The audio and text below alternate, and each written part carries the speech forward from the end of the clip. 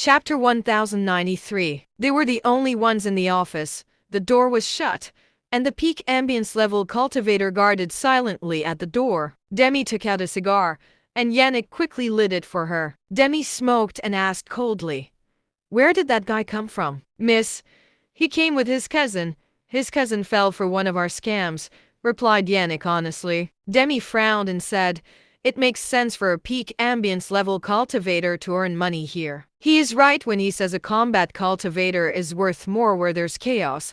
Are you sure there's nothing fishy about him?" "I can't be sure, miss. You know that we don't care where they come from as long as they fall for the scam. All the scam victims are treated the same here anyway, so we rarely run background checks on them. Also, I tested him just now. I made him punish a prisoner, and I can't believe he actually beat the prisoner to death," said Yannick. Dami raised her eyebrows and said slowly, "He's brutal, all right.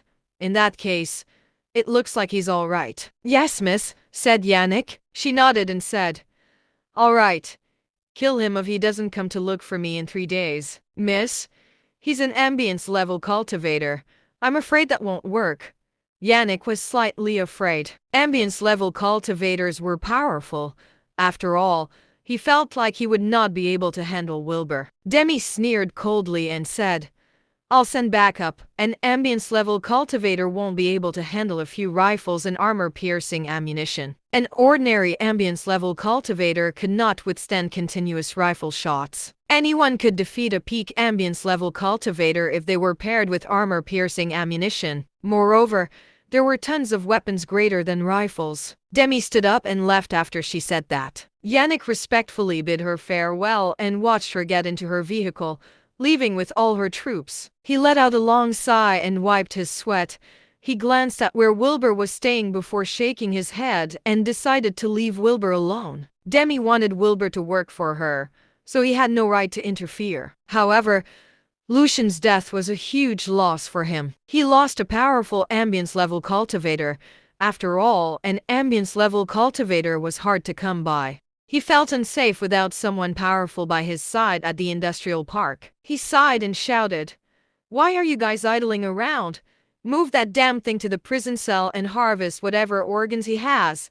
Don't make me lose more money." His subordinates immediately carried Lucian to the prison cell to have his organs harvested. It was late at night. Wilbur lay on his bed and shook his legs out of boredom. He guessed that Venomatter was in Mua, but he was not in the industrial park. He decided to look for Demi the next day.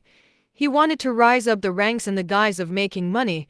He would be able to move around more freely that way. He assumed that Venomatter had a high status because of his capabilities. Perhaps he could get information on Venomatter at some point, and possibly meet him in person. Suddenly, someone gently opened his door.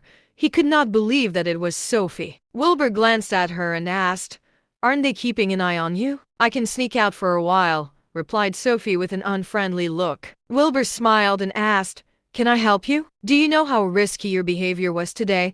Are you trying to get us killed?" Sophie asked without hesitation. She was displeased and angry. He shrugged and asked, "We're fine, aren't we? Do you think we can get out of here alive if anything happens? Don't be reckless just because you can fight." "We're not in Dasha," growled Sophie while she clenched her fists.